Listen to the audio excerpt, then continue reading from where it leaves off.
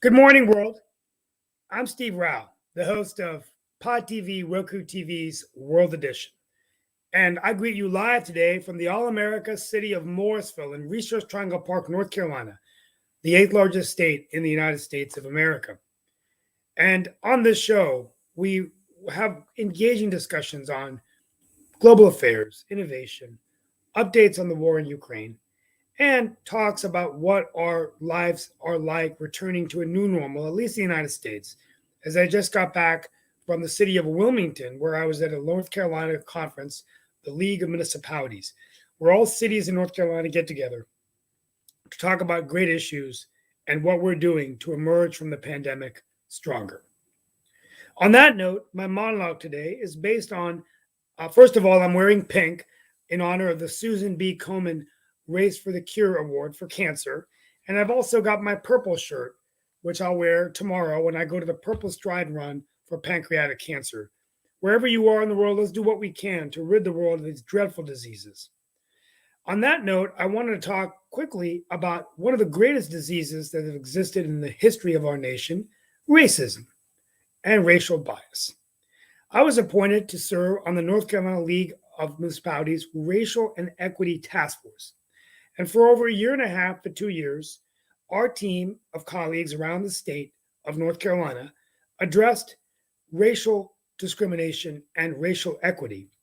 And it wasn't just saying that there were racists or that we had racism, but it was looking at different studies and problems and data that showed that there's a problem with race in America. But today I wanted to talk about an insight, an observation that I shared with the league as I was asked to say a few words on a panel summing up the work of the task force. And that is the difference between equality and equity. During the presentations over the years, the first one when I attended the task force, there was a slide and it defined equality as everyone being treated the same, but not taking into account that people have different histories and different sets of circumstances. So it had a slide of everyone watching a baseball game, but one seat was lower than the others. And then it defined equity. It said providing the resources needed to make sure that the same opportunities exist for everyone, but equity would take into account the different history and different circumstances. Then it showed a slide right next to the one I just described that had one seat a little bit higher, equal to everyone, where everyone was watching the game from the same view, the same height, the same distance. I thought that was a great example of the difference between equality and equity, and also the difference between racism and racial bias. Bias can often be different perspectives that shape our perspective, that make us believe a certain thing. And sometimes I feel like many of times when we say people are racist, they may be suffering from racial bias. Well, at the end of the day, the task force came up with a number of recommendations, which I found were interesting. One is focusing on police, de-escalation training, diversity training, use of force training, making sure that bias training is implemented to make sure that police officers are not biased going into specific situations. But the final area that I would talk about is zoning. Discriminatory practices over the history of our country, which have led to racial discrimination and Black Americans being treated differently. This could be in terms of exclusionary zoning, the federal highway projects that came in and wiped away many Black neighborhoods. Mark Lee, one of the hosts of this show, often talks about Durham being Soul City. You know, Floyd McKissick's father started that, and the great entrepreneurship that we see with Haiti and Durham, but how many of these communities were stripped of that. And then, education, the fact that only 4% of Black Americans are in the technology workforce, 13% of African American men are incarcerated in prisons, and only 44 million own homes. And that leads to my final point, affordable housing. What can we do to make housing more affordable for all communities, for all races, for all people of color, for all Americans, because the housing prices are going up? I could go on, but at the end of the day, the way we respond with criminal incidents from the police force, the way we're providing education, the way we're providing transportation, all of this could be shaped by data and visibility. Every number that I've given you today is based on data. And I think in a data economy, we can take an objective look point to say we have a problem. But I agree with Shaquille Latimer on this program that we shouldn't just come in and point the finger and say people are racist. Let's identify that there's a problem. And how do we make it better for everyone? There's no cure. There's no vaccination. There's no shot we can take for this disease that exists and courses through the blood and veins of many Americans and maybe others around the world. But we can do something about it. I'll end my monologue, with a quote from Margaret Mead. As I said last week, she said that a few committed men and women, dedicated, a few dedicated and committed citizens can change the world. It's the only thing that has. Let's hope that we can follow her lead and her great quote and address the problems of systemic racism and bias in America. Today, I joined with Mark Lee, uh, Chris Greco, our military analyst, and I just did that monologue on A my great monologue, LinkedIn. and definitely, I'm glad you brought that up. I know that me and Chris have talked about, and I actually saw the ad for it recently, the Color of Medicine, which is actually a series that is being dealt with by the Smithsonian that talks about just partially what you just mentioned and everything. And the question is not whether it exists, but whether we actually want to. And this even comes to a lot of the issues in the world, whether it's racism, whether it's education and the fiscal literacy, or a number of other issues that are out there, even one of your favorites, infrastructure, whether we actually want to tackle the issue and actually accomplish anything. Because I agree with you that a lot of these things are probably more institutional than individual. And that being said, if the institutions are having these kind of policies, whether it's the prisons, and I do agree with you that more African Americans are incarcerated in terms of the percentage of the population, and part of that is the way that the court system is set up, and the same with banking and housing, two of the things that you just mentioned, and all of that. And no, I don't think that every real estate agent is a racist, but if there are certain policies that are in place that are racist by nature, they are working within that system. So if you're working within that system, that is what they mean when they call it institutional racism, and all along those lines. And I would say the same thing about banking, because I do know that there are some policies out there with banking and banking loans, and I don't think that every bank officer is necessarily a racist, but they may have certain policies in place that are already there based on economy, based on class, based on race, based on a number of other things that are out there that force those things to happen, and all along those lines. I'd love to hear what Nick and Chris have to say. Well, I and did say really quickly that I was going to begin on a light note, because I didn't know whether you were going to make it or not, or everything. But later on this evening, I think we'll be airing it and everything. So I need everybody here, and then we're going to get to some serious issues. But I need everybody here to wave their hands like they just don't care, because today is International Dance Day. So it's International Dance Day, and we will actually have an International Dance Day event later on this evening. I think Brian Shulman is running it, and we will pick it up, but it is at 8 o'clock. So this is a thing that has gone around, and it's actually picked up a lot of traction around the world, where people are doing various dance events. So do get your dance on. It is Friday, and it is International Dance Day. well, before we go into that, real quickly, I just want to get the perspective I shared. I don't want to spend too much time on it, but I did want to open up my monologue today because I think I had the honor of serving on the panel with a very articulate man on Durham City Council, who's the mayor pro tem now, Mark Anthony Middleton. Mhm. And I learned never speak after a preacher. And I was warned No, to not speak after Reverend Barber. And I had the mistake of serving on the panel with Mr. Middleton, who I've extended an offer to come on the show. He was unbelievable, but most well, people in the audience said I held my own. It was fun. It was funny to see an Indian American politician and media guy try to step up his A game against an African American preacher and a city councilman. Now, of course, I wasn't at the level of Mark Anthony Middleton, but even he said, Steve, you held your own. You were doing pretty good.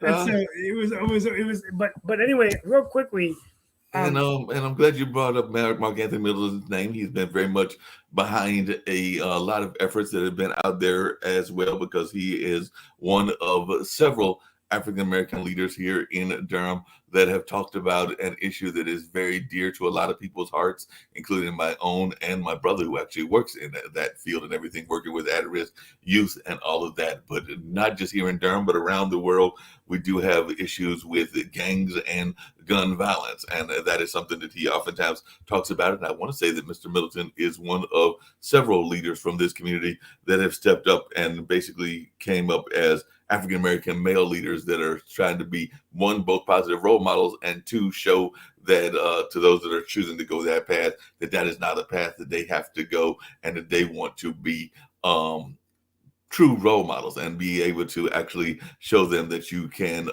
be a success and not necessarily have to step into that gang lifestyle. Well, and real quickly, I just want to get Chris's perspective and Mark's perspective. But thank you for that. I really appreciate that. And what I'll say is that before we get into world affairs and the war in Ukraine, I got a little bit behind getting immersed in my work this week, so I've fallen a little bit behind on current events. But the bottom line is that I think it was an enlightening, very one thing that I thought about is that it's very important to have conversations that are uncomfortable, and rather than just point the finger and saying there's racism, I think we also need to give people the benefit of the doubt and say that racial bias can be overcome if we share each other's stories and we listen to each other and we tried to make the situation better. And so that to me was helpful. But the part on zoning and exclusionary zoning, I think cities are the places that can make change because affordable housing money is coming low at the state and federal level, but cities can change their zoning to make it easier to have homes. Right? We can make college education less affordable. We can provide more education so less African Americans are going to jail because they're not in the streets. We can make changes, right? And so I tend to be an optimist to think that, it's time to start having those conversations and, seeing, where we can make change. What are your insights on that before we move to other issues? I'd love to hear what Chris has got to say, but I agree with most of what you just said and everything. But I definitely love to hear Chris's thing. I'm also going to bring Sasha in since we will get to the Ukraine, and that is a very important issue and all of that. I wish to, because I was actually going to bring up the Parkland shooting case as well, that Nick was here, but hopefully he'll come back and all along those lines. But Chris, it's on you. So I got to tell you, Steve, I have been spoiled. I was in the military for 20 years. The military treated and much as people would say, no, that's not true. I'm going to tell you, I've had, minority bosses. I've had women bosses. I've had, a colonel's a colonel, a captain's a captain, a sergeant's a sergeant. That's the way it goes. It doesn't matter what color you are. It doesn't matter what gender you are. That's the way that goes. Now, I got to tell you that I was in a civilian institution in Pennsylvania. I won't say where, but basically it was a town that the minute you walked in, it was like a throwback to the 1960s, 70s. They had all the minorities in one section of the town. I'm not kidding you. And this is 1997. Okay, so I had a black female major that was going to show up, and I warned my boss, who was a colonel at the time. I was a lieutenant colonel. I said, "Look, you got to be careful because there are no blacks. There are no minorities in this college. None. They have one black professor, and that person is from Nigeria, so he's not a minority." So, this colonel said, well, what's wrong with that, Chris? You have a problem with that? I said, I don't have a problem with it, but I'm going to tell you that she's going to have a lot of challenges when she walks into this town. I will support her, but I'm telling you, she's going to have challenges. Well, she came in, Major Air Force, with her mother, and they were trying to find a place to live. And every time she showed up for a rental property, she was turned away. Sorry, but the property's already rented. So I said, look, what do you need? You need help from me? I'll make a fuss, whatever. She goes, I'll take care of it. We had a white female staff sergeant. And she said, I want you to go up to this rental person when we get there. Do not say your name. Do not say anything. Let them assume. And then we'll go from there. And she did. And this white female sergeant goes up and they said, oh, you're Major Smith. I'll just make up a name. You're Major Smith. Well, here's the rental property, whatever else. And she goes, oh, I'm sorry. I'm not Major Smith. This is Major Smith. And she comes walking up and the guy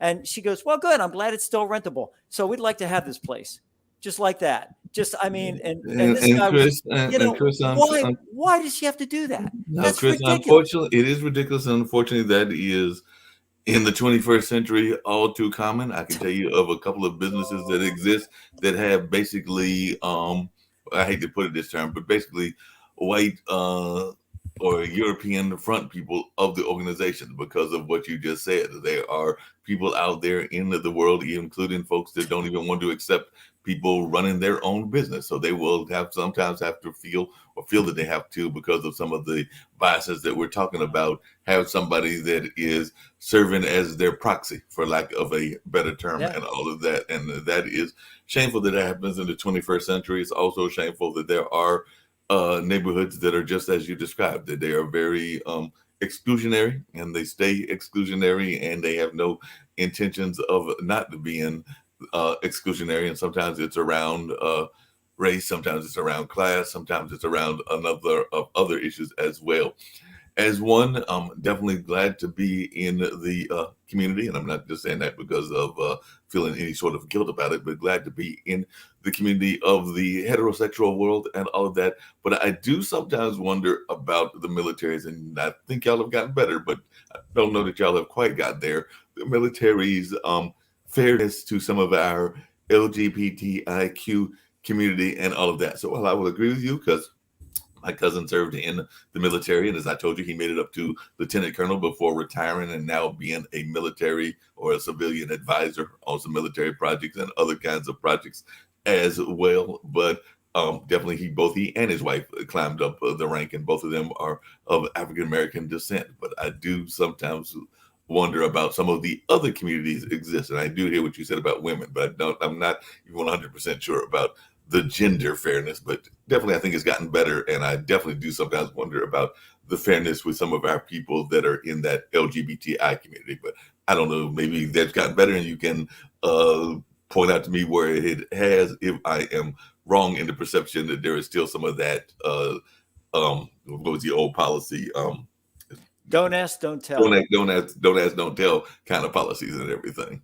No, it has gotten a lot better, and the reason is because that person standing next to you, unless they say I'm gay, you have no idea, and unless and you're not gonna. Why would you ask them? Right. Hey, by the way, are you gay? You don't even. Look, they're holding a weapon. They're standing next to you. They're gonna support you. I don't care. I don't care if you're gay. I don't care if you're trans. I don't care what you are. As long as you're willing to support me in combat, have at it. And I think that's the bottom line on this whole thing. And I think more and more people are getting to that. Yeah, to that absolutely. Point. And so anyway, this is a conversation we're going to continue to have. I would like to. I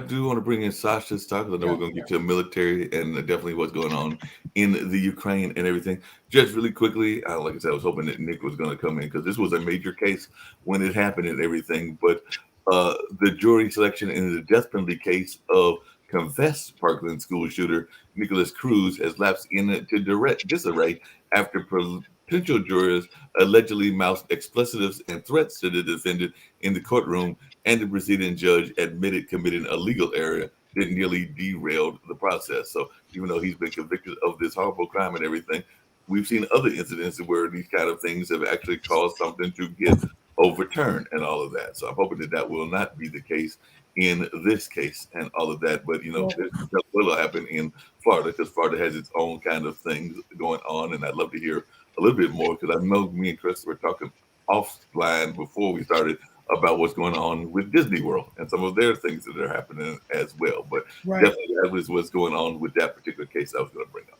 Real quickly, before we talk about that, I did want to let me give a quick update on the war in Ukraine, because I have to leave in a few minutes. But I just want to bring Sasha in real quick. But right now, Russian missiles have struck Kiev, a few miles from where the UN Secretary General had met President Zelensky. Fighting's continuing in the east of the country, where Russian forces are having logistical problems. President Biden has asked Congress for an additional $33 billion to aid Ukraine, and Ukraine's Holocaust survivors are escaping war once more. They're now seeking safety in Germany. Sasha, 9 weeks in, it doesn't look like it's getting any better for Russia. It certainly doesn't look like it's getting any better for Ukraine. What are your thoughts today as we end another week of the war? My thoughts are that this war will continue until Putin invaders will be chased away from all territory of Ukraine, all of it.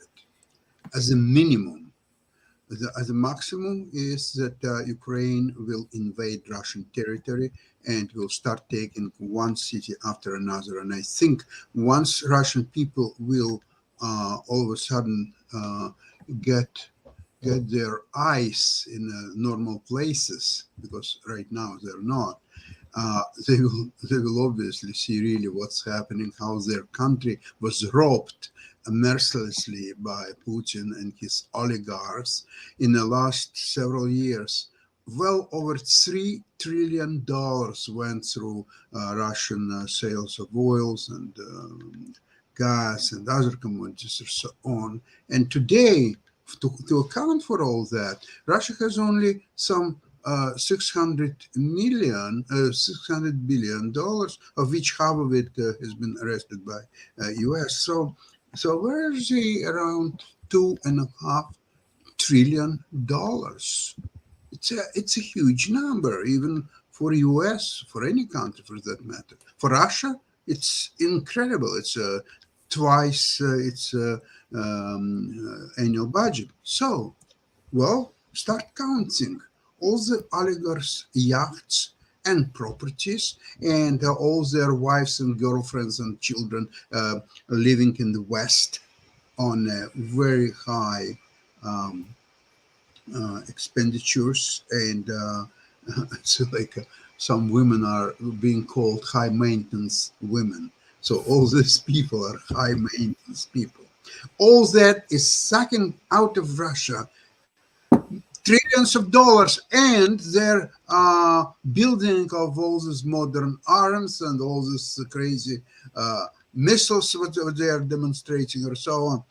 Now, what's interesting happening right now? So people already understand that the commissions are, especially in the United States, are all taking care of to arrest all these funds and the property of oligarchs, and all that will be diverted to help to Ukraine, obviously. But it's became now clear that Putin, as long as he is alive, he is a threat to humankind. Period. Full stop. That's a threat that has to be somehow dealt with. And if it would be a nuclear situation, I think NATO would have to strike Russia with all its might as a preventive measure. Now, because of its nuclear situation, it may not do just that.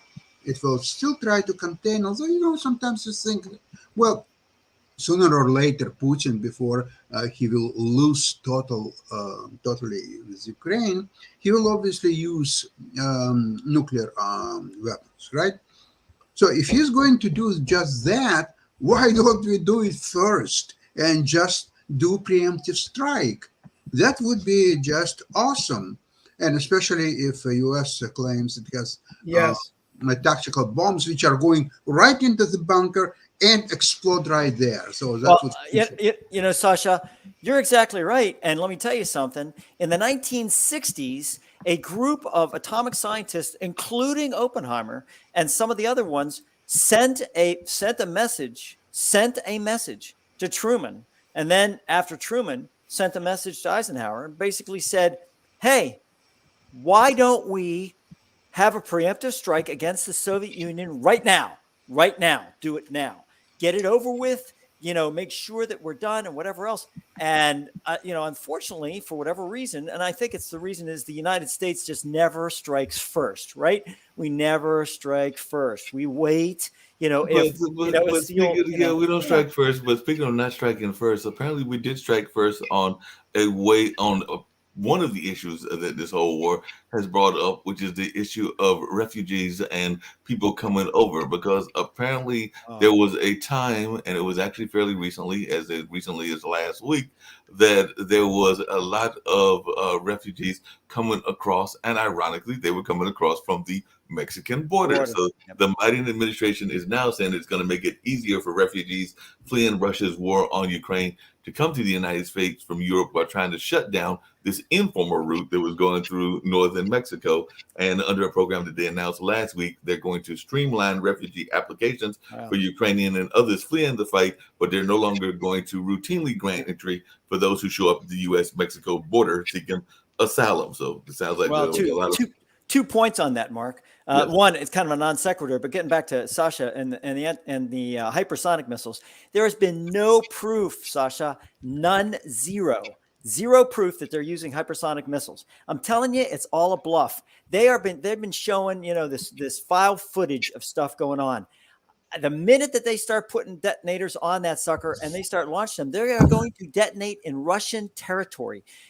Already they're getting missiles from Ukrainian Russian territory. And guess what it's doing to the civilians? Guess what? I just heard a media that said it's frightening Russian civilians that missiles from Ukraine are hitting Russian territory. Can you imagine that, Sasha? Can you imagine that? It is frightening Russian civilians that missiles are being fired from Ukraine and hitting Russian territory. On the other side of that, Mark, on your refugee thing, we got to be really careful with this in the United States, and I'll tell you why. The Russians are putting infiltrators in with the Ukrainians. So basically, the Ukrainians are coming in, and so are the Russians. And man, let me tell you something. And they're going to love to implode the United States from internal. So you have to be really careful about all that. Before I take off today, we're going to continue our discussion, and I'll be here Monday. But real quickly, some things for you to talk about, and I'm going to sign off. Oklahoma's legislature approved a bill banning abortions after about 6 weeks, similar to law in Texas. Republicans in Ohio are now saying that undocumented immigrants are committing voter fraud. The Michigan Republican Party is splintering over Donald Trump's lies, and we're getting close to the election in North Carolina, and some of them are beginning early this week. So early next week. So I'm going to be back on Monday to talk about the off-year elections. What's going to happen with Donald Trump's endorsements? Are these candidates going to win? If Ted Budd wins the U.S. Senate against a former governor, Pat McCrory, if Bo Hines wins a nomination and is going to be heading off against Sam Searcy and Wiley Nickel, that's either going to be two things are going to happen. These candidates are going to win, and if they don't win, then I think it may be bad news for Donald Trump and good news for America. But I'm telling you, he's packing seats. He's packing the house, and it's interesting to see. It's like two different countries, two different states within one state where Mark and I live. But I'll be back on Monday. I want to wish everyone a happy weekend and do some international dancing, and we'll be talking more about the war in Ukraine on Monday as well. All right. Well, that's Thank good. You guys. See you, Steve. No problem at all. Appreciate you. Yeah. So basically, I think the Ukraine. It's interesting, Sasha. Putin. We both agree. You and I agree. Putin is a nutcase, right? So what prevents him from sitting there bluffing his way into sitting there saying, I'm going to use tactical nuclear weapons, and I'm going to destroy NATO, and I'm going to destroy Europe. And I'll tell you what, and some of the countries that are getting oil from him, gas from him, are paying him in rubles. I can't believe that Europe. I mean, I can, because I guess people have to have heat and all that. But the European Union is sitting there saying, look, you're paying this guy in rubles. Well, we have sanctions on deck to be able to do that. And European Union is upset about it. And the Europeans are saying, we got to have heat. We got to have gas. We got to have oil. We've been, what are we going to do? Are you going to provide us oil? If you provide us oil instead of Putin. So people who say that they are allowed with their money and support for Putin, kill Ukrainians, women and children. Yeah, yes, That's I agree. really all what's happening. Exactly. Now, listen, speaking about the Putin's threats, he's coming from St. Petersburg, underclass, so to say. He was involved in a little petty crimes, street fights, and all that stuff. And he knows one rule of street fight: always hit first. Yeah. In order to win, you hit first. That's it. Don't even think about anything. I can tell you a story from my childhood, by the way, and I was in quite a privileged background, so to speak. But in my class, I had a guy, he was 3 years older. So let's see, I was 8 years old, he was 11. At that age, it's a huge difference. And he was also quite strong and so on. And I had a friend of mine, he was very tiny and he was always taking advantage of him and he was beating him up and so on. And I was always protecting him, but he was then beating me, not as heavily because I could resist, but still, he was bigger and stronger. So I complained to my father, unfortunately, late father, and who finished, who ended the war, Second World War in Berlin in 1945. So I asked him, what could I do? You know, he's bigger, he's stronger, so. And he told me, look, either you completely stay away from him and forget about your friend, and if he wants to beat him, let him do that. Or if you want to really resist, what you do, you hit him the hardest you can in his ear, and if you will hit him, it will take a while until he'll get back on his feet, and he may still beat you up, but he will be, every time that he would have an encounter with you and he will remember how you hit him, he will always be apprehensive and he will be much more reserved before fighting you. And this is exactly what happened. I was almost waiting until the right moment come, and I was so happy about what's going to happen. And indeed, you know what? I didn't even wait for him to attack my friend. I was just kind of a moment when he was half uh, turned on the left, and I hit him so hard, he almost fell. He was furious, and he said, how could you do that? You can't even imagine what I'm going to do to you. I'm going to hit you. I'm going to do this and that. And I said, okay, come on. Oh, okay, right. After the school, once the school will be over, then I will show you. And you know what? The school was over. He never came back to me. And he was so much bigger and stronger and so on. So Putin he's staging very skillful psychological warfare. He make a fear of all this, I don't know how they call them, this little European vessels, that I'm going to hit you and I'm going to do this, and you will see rock missiles that you never seen before, and it's going to be decisive. But you know what, Chris, when the guy mentioned that nuclear option every hour and a half, Right. you're getting tired and say, okay, come on already. Okay, Right. hit it, just do it. Stop talking, fucking your mouth. Close it for a sec. Oh, well, you really want to do it? Yes, really, just do it. Yeah. Yeah, we just got to do some stuff and Right. everything along those lines. Speaking of just doing stuff, and I'm going to get to one of our other favorite topics and everything. Well, not really, but some people love it and all of that. But I do want to get to one that deals with the economy, because I want to know, Chris, and well, maybe even Sasha to some degree, are you going to start sending your people to go to work over there in Texas, and I imagine even in some of the other countries as well, on the oil rigs? Because apparently there is a shortage of people that want to work on those things, despite the boom that is going on in that industry. So they were saying that when one person was laid off back in 2020, he did not want to leave the industry after 17 years in oil and gas. But then there was one mishap after another. There's been all these different kind of things happening and all of those lines, and now people are saying, maybe I don't want to work for those kind of industries and all of that, because even though we're pushing people to increase the output and all of that, because I think we're pushing folks to increase output with prices offering around $100 a barrel amid this worldwide supply shortage, there also seems to be a shortage of workers. Because some folks are sitting there going like, hey, wait a minute, things are blowing up on some of these oil rigs. I don't know if I want to go work on these things and all of that. So I know that you're probably past the age you want to go work for anybody, including an oil rig, but are you going to encourage your kids and others to go work for these oil rigs? Since apparently this is a business that needs some help. Well, I'll tell you, oil rigs need help, not just in rig workers, but IT people, plumbers, electricians, all these different skills. My thing is, and Sasha, I don't know how it is in Canada, but in the US, it's like this. We need people that are vocational people. We need electricians, we need plumbers, we need, you know, HVAC people. I mean, if we don't get those people, if all we get are these people that basically go to online universities and get PhDs, and then they, you know, they want to go teach somewhere. Well, that's really nice, but that doesn't help the infrastructure. I mean, Biden's big deal is infrastructure.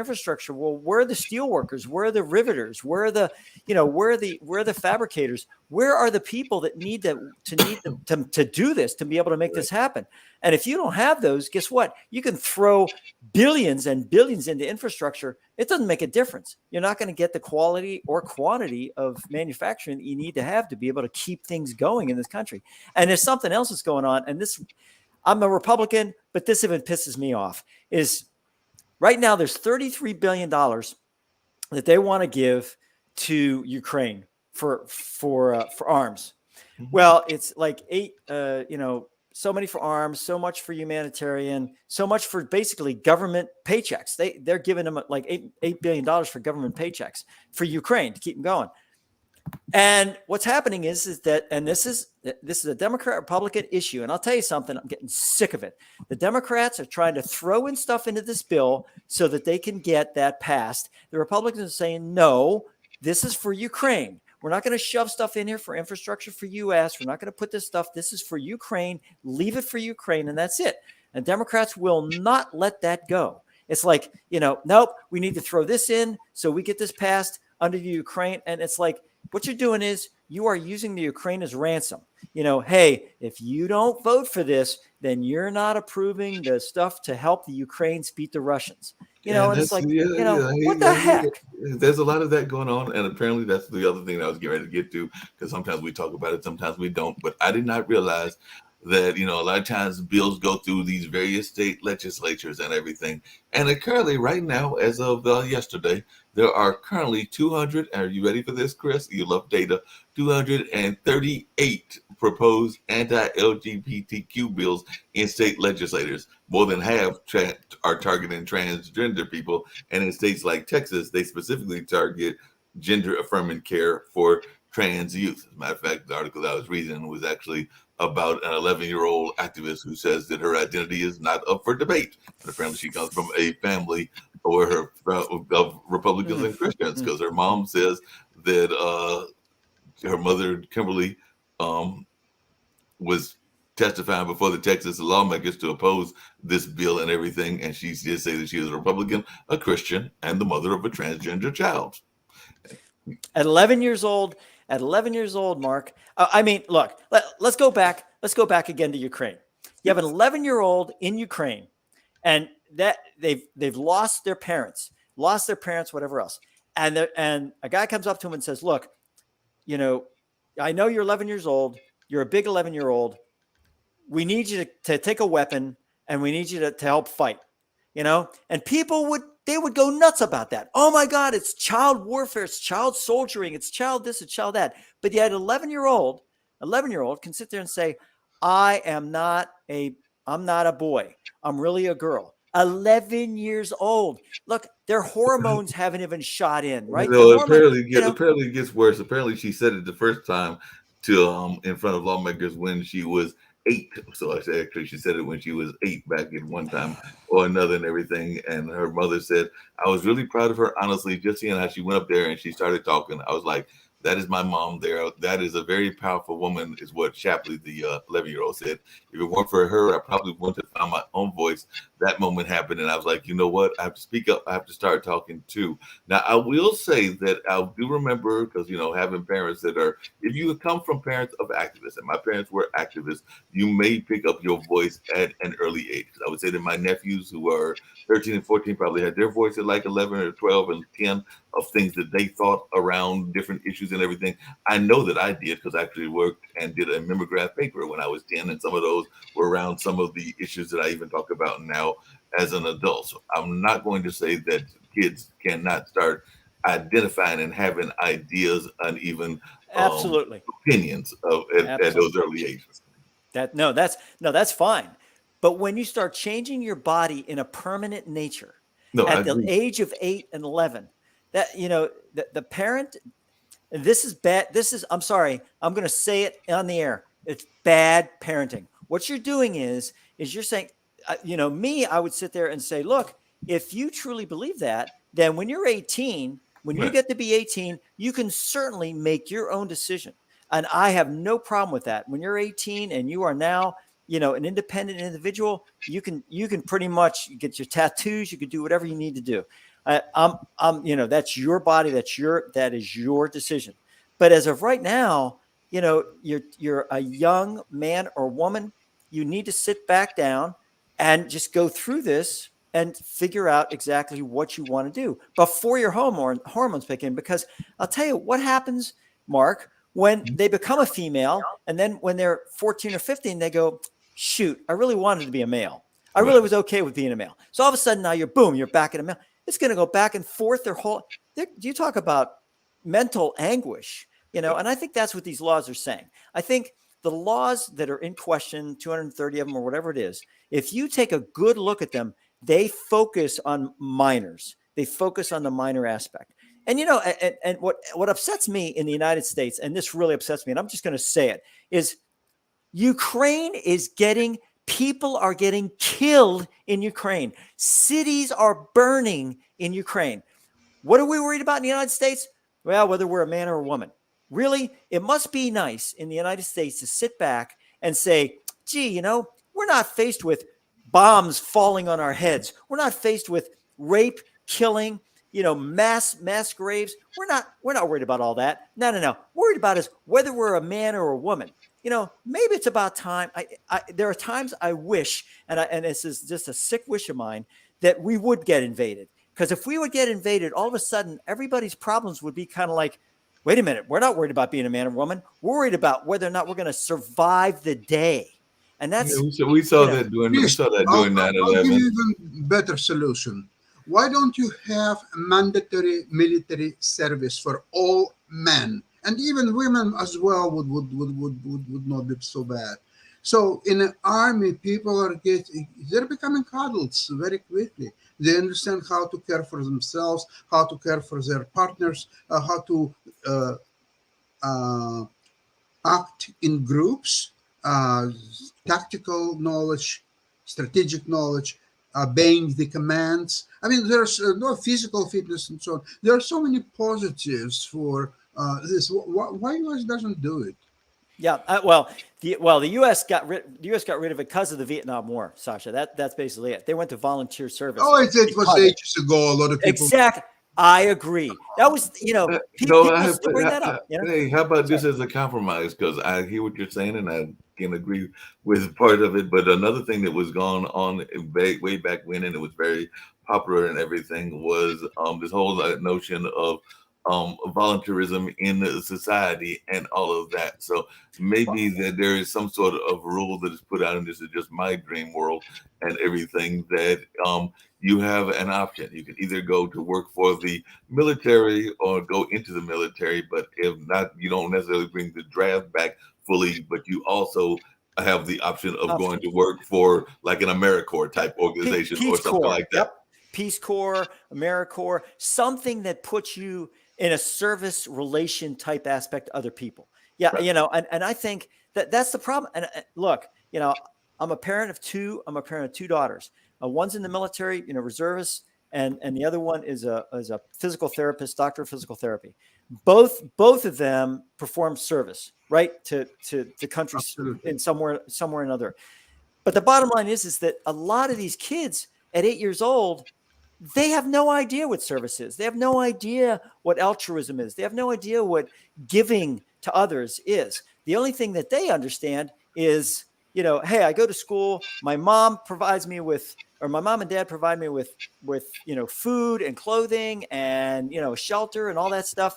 And it's kind of like, I'd be curious to find out how many people, because I remember when I was in school, and this was in the 70s in terms of high school and everything, and you're young 80s for college and all of that. But still the 80s, 80 84 was college. But that being said, I am wondering, because then there was several organizations that I was part of. I was part of Amnesty International, our campus chapter. See, that's good. And even in high school, I was part of like some minority organizations. Well, not high school, but college. I was part of some minority organizations, and then high school, I was part of the debate team, part of the newspaper staff.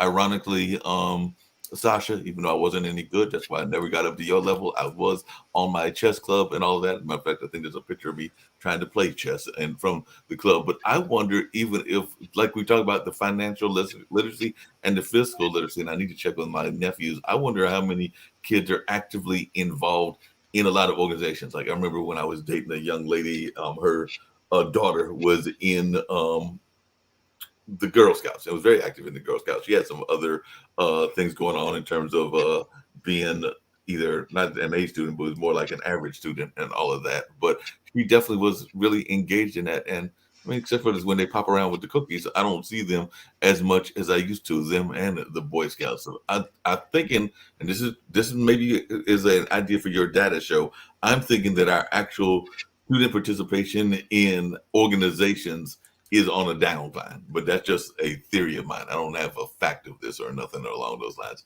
Coming back to the Ukraine and everything, if you got any comments about that, you can get back to that. But coming back to the Ukraine, apparently Sweden, we know Sweden loves to be neutral. They have come back and said it again. So Sweden government does not plan to hold a referendum if its parliament decides to proceed with an application for NATO membership, is what Prime Minister Magdalena Andersson said on today being Friday.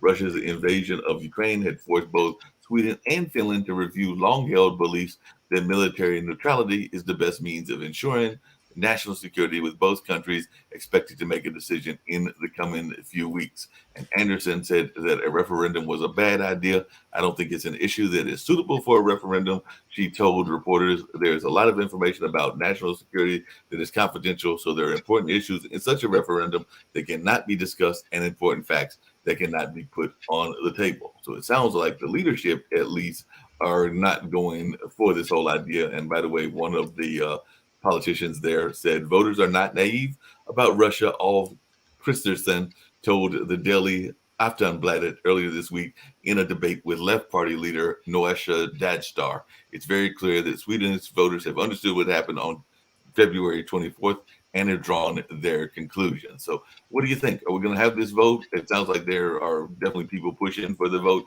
not to happen, and for them, I guess, to stay neutral and out of everybody's way.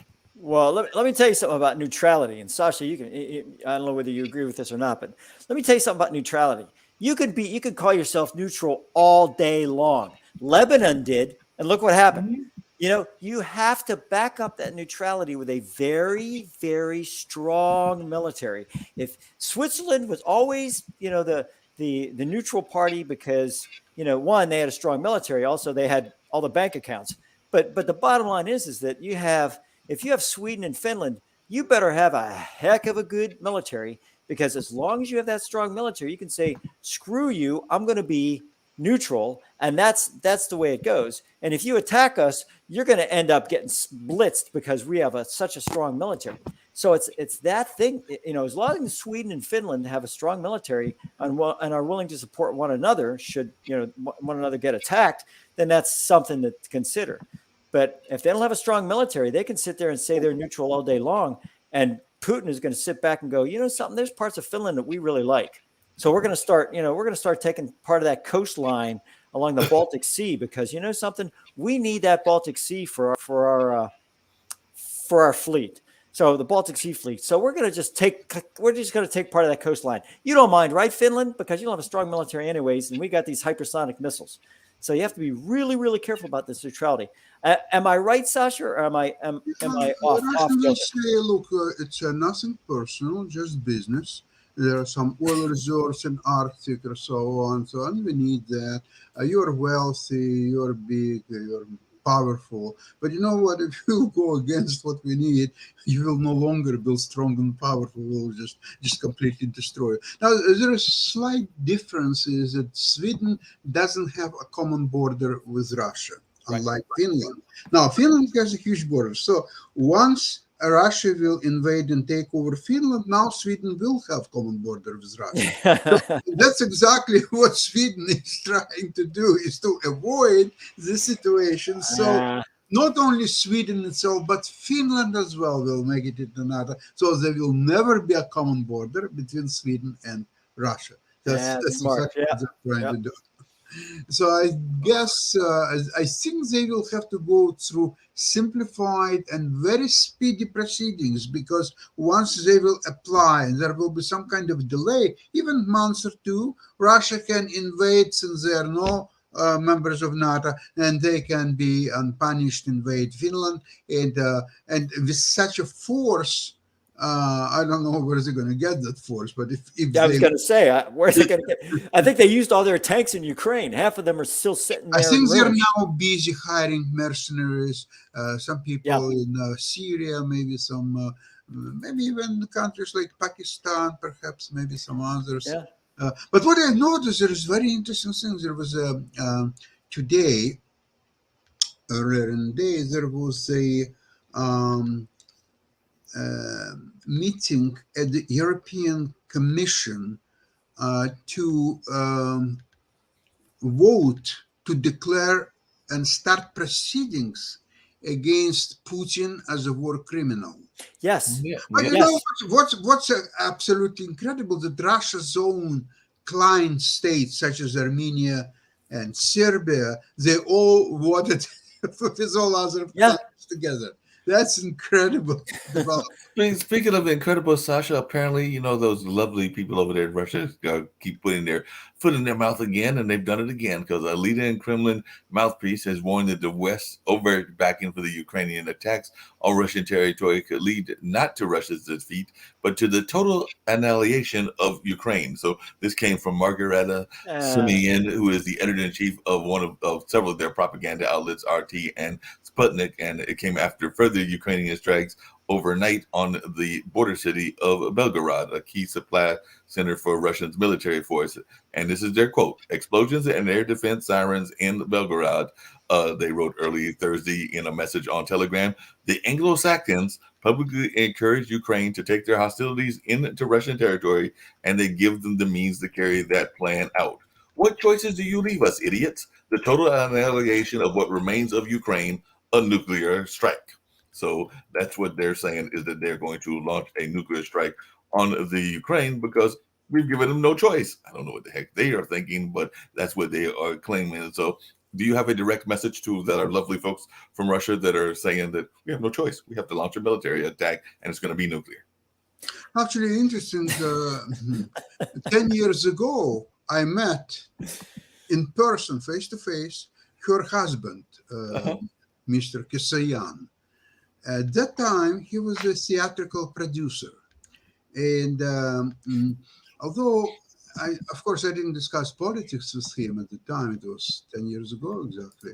So we discussed the possibility of staging one musical show.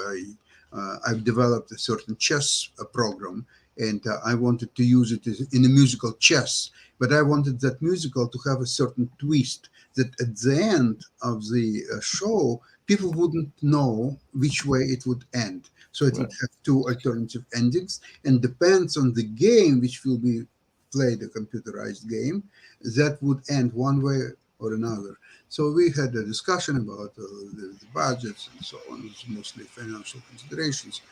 And then he married this wonderful woman. He calls her the most beautiful woman in the world. I'm pretty sure he had all his life the most ugly woman possible. Yeah, if he listens to our show, hello, Mr. Kassan, enjoy your wonderful life. No problem. Good luck. Yeah. Yeah, but don't touch Ukraine, please, for Christ's sake. Yeah, I mean, if they put a nuclear weapon, well, the thing is, I thought it was interesting. They put a couple of missiles in Ukraine at Kyiv after during the UN visit, and I thought, how idiotic can you be? We're going to throw a couple of missiles at Kyiv during the UN visit. Yeah, sure, because UN visits Russia, and it's a shame. It's a shame. See, that's where this prisoner's dilemma comes into play, is that you have either cooperation or you defect, right?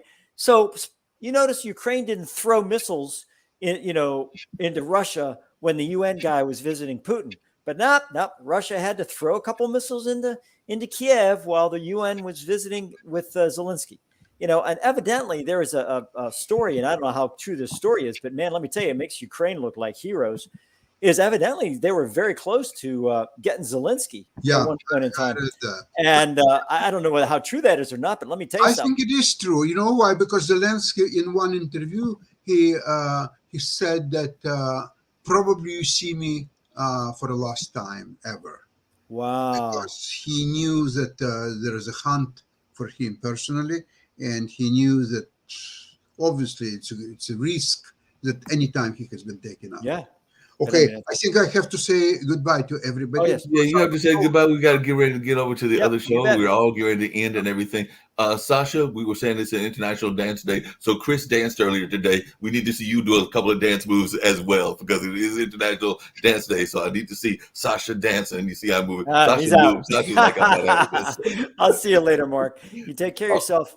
Do the same and everything. Get ready to get on out of here. We will be celebrating International Dance Day at 8 o'clock. So that show will be airing as a special. At that time will also be a friend of mine is honoring their grandmother, and that will be a special that will be airing as well on the network as well, because we decided we would air it because, anytime we can honor some of the people that have legends, and even if they're local legends, it is always a good thing to do. So that'll be coming up at 1 o'clock. So that'll be coming at 1 o'clock on the network as well. But right now I'm getting ready to get on out of here because I think I've got to help Sasha as well. So you're ready to play those people running around. And I know Chris has got things to do over the weekend, and we'll catch each other on next Monday or this coming Monday and all of that. Take care, Mark. Everybody have a great Best your family. See ya. Thank you.